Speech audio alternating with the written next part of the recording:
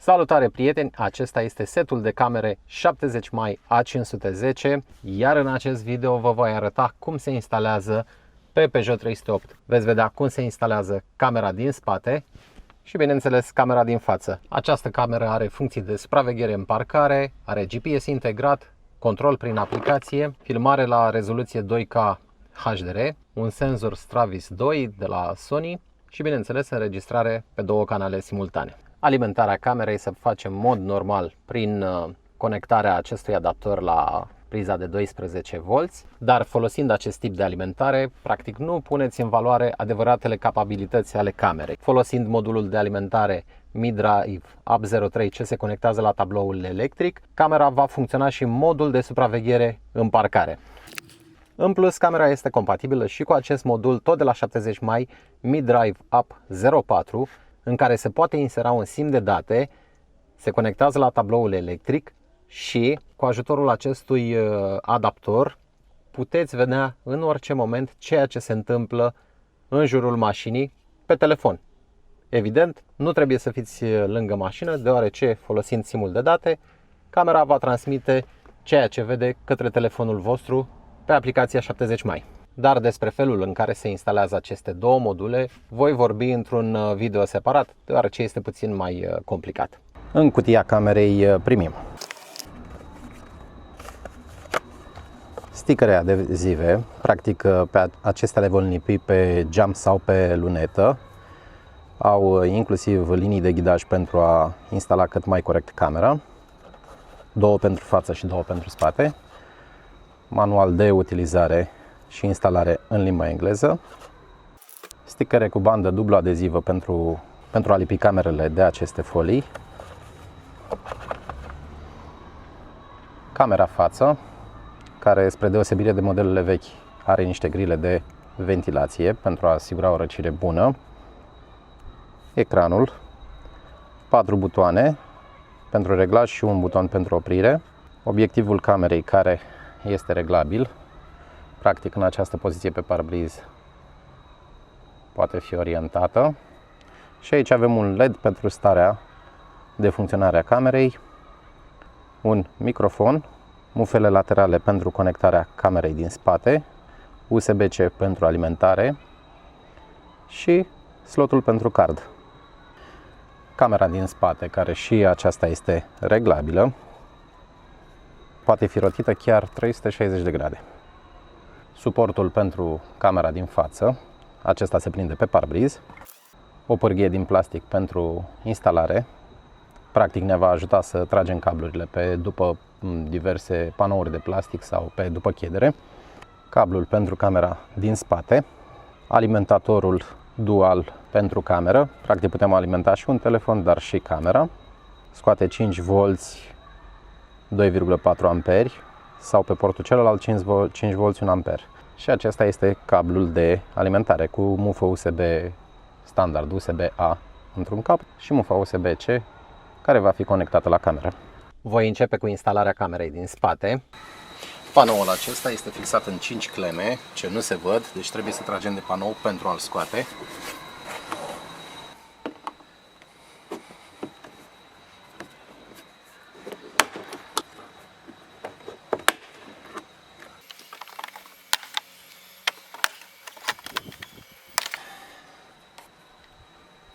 Pe aceasta o voi instala în partea superioară a geamului de la Haion.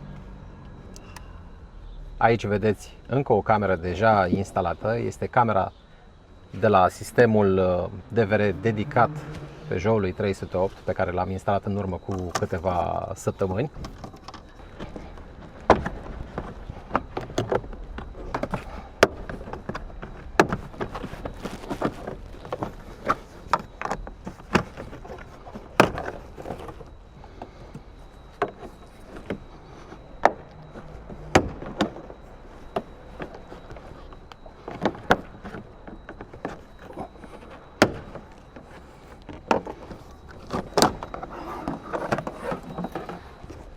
Cablul camerei va fi trecut prin Haion, iar prin tubul acesta de cauciuc, împreună cu celelalte cabluri ale mașinii, va trece spre partea din interior al mașinii.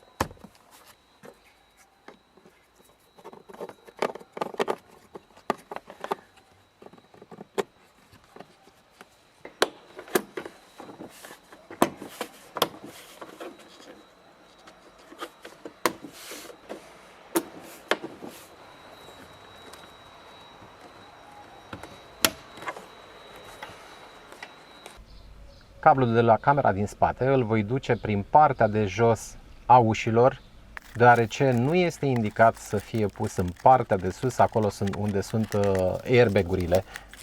Într-o situație în care s-ar deschide airbag-urile, s-ar putea întâmpla accidente din cauza acestui cablu sau nu s-ar deschide corect airbag-urile.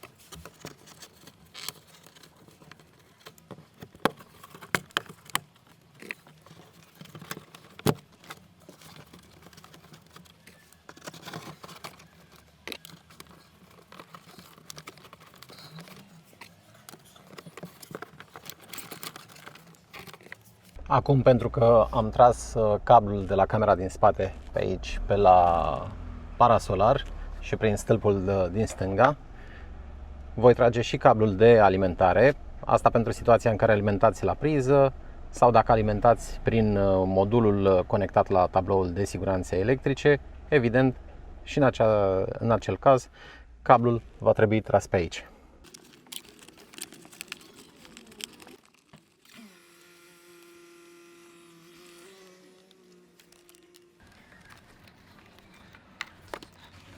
Acum cablul voi trage pe aici până în zona prizei de alimentare 12V. Surplusul de cablu îl strâng aici și îl voi fixa în așa fel încât să nu producă zgomote. Și acum voi pune capacele la loc.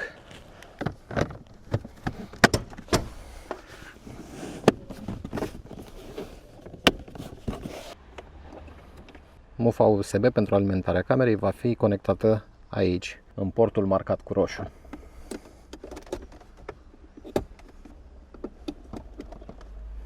Acum am cablul de alimentare USB aici tras și mufa camerei din spate.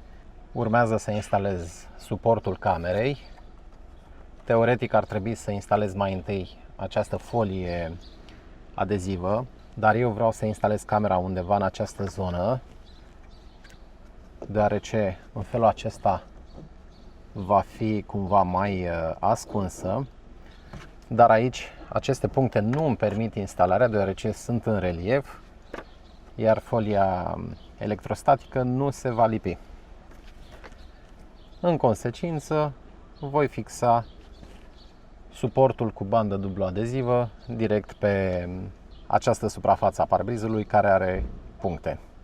Dar înainte de a fixa camera, va trebui să o pornesc pentru a putea vedea pe ecran poziția în care o voi fixa, astfel încât să nu prind, pe cât posibil, să nu prind această margine a capacului de la senzorul de ploaie și lumini și să o pot pune orizontală.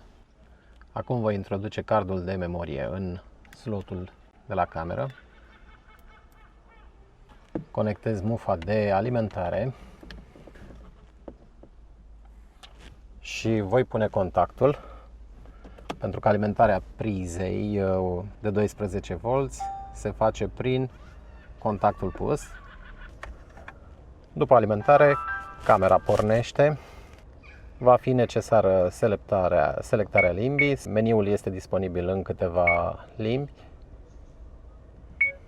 Este posibil să ceară o formatare a cardului la prima pornire. Setarea datei se poate face și după conectarea telefonului la cameră din aplicația dedicată. Aici avem codul QR pentru descărcarea aplicației. Acum voi conecta și mufa camerei din spate. Iată că a fost detectată. Iată că acum aici pe ecran este afișată și imaginea camerei din spate. Acum voi pune placa cu banda adezivă aici pe cameră și voi căuta poziție potrivită în care să așez camera.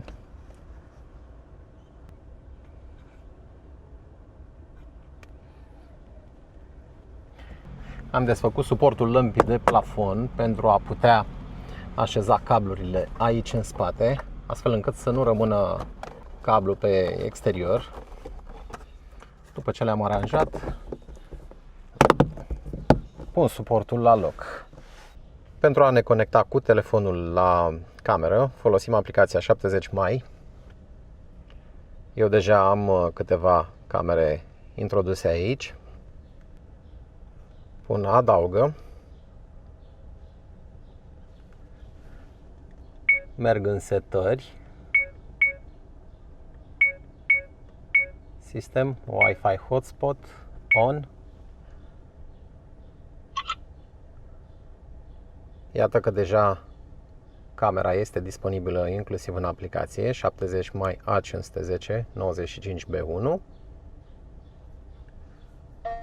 Se conectează la cameră, cere confirmare, am dat confirmarea și în câteva secunde aplicația este conectată la cameră și putem vedea imaginile de pe cameră. Aplicația este intuitivă.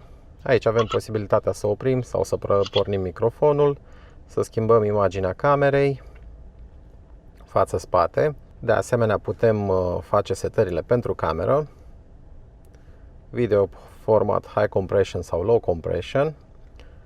High compression poate să salveze mai multe filmări pe card. Video resolution 2592, adică e un format 4:3 sau format 16:9, eu îl prefer pe acesta 16:9. Durata clipului 1 minut, practic el scrie câte un fișier cu o durată de 1 minut, iar atunci când se umple cardul va șterge fișierele mai vechi. Aici de misting este practic funcția de eliminare, să zic așa, a ceții de pe imagine. Speed watermark, adică să înregistreze viteza direct pe imagine. Logo 70 mai, nu țin neapărat, nu contează, e alegerea voastră. Anti-flicker se referă la frecvența curentului electric. Practic în Europa este folosit la 50 de Hz, pentru America este 60 de Hz. Mirroring and rotation este valabil pentru situația în care camera nu este corect așezată. Iată, rotație orizontală sau rotire cu 180 de grade. Această setare se referă doar la camera din spate. Enable Live View este o setare valabilă pentru situația în care folosim kitul acela 4G. Collision Detection. Aceste funcții de la supraveghere în parcare sunt valabile doar dacă este montat modulul de alimentare cu conectare la tabloul de siguranțe. Emergency Video, practic când are loc, să zicem, un accident în trafic, camera va porni automat o înregistrare de urgență și va salva separat acel fișier și nu va fi rescris. Ton pentru oprire-pornire, volumul difuzorului, key tone, adică apăsarea butoanelor, prefer pe off, audio record on, broadcast language, limba în care este afișat meniul, iată și română, standby mode, screen off. Dacă aveți mașină care are alimentare în continuă, spre exemplu, pe priza de brichetă, ar trebui să setați oprirea automată să înregistreze în continuu. Dar dacă înregistrează în continuu, practic există posibilitatea să descarce bateria.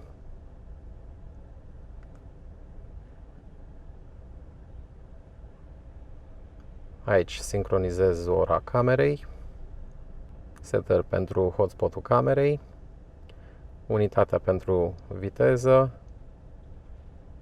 poziționarea camerei în raport cu sateliții GPS, About, aici vedem versiunea firmware a camerei și versiunea firmware pentru modulul 4G dacă este instalat, dar nu e instalat în cazul de față. Folosind aplicația, din pagina principală putem accesa albumele. Practic aici vom vedea fișierele video structurate pe foldere, iar fiecare folder va avea înregistrarea pentru camera din față și camera din spate. Fiecare fișier poate fi descărcat pe telefon atunci când suntem conectați cu aplicația prin wireless la cameră.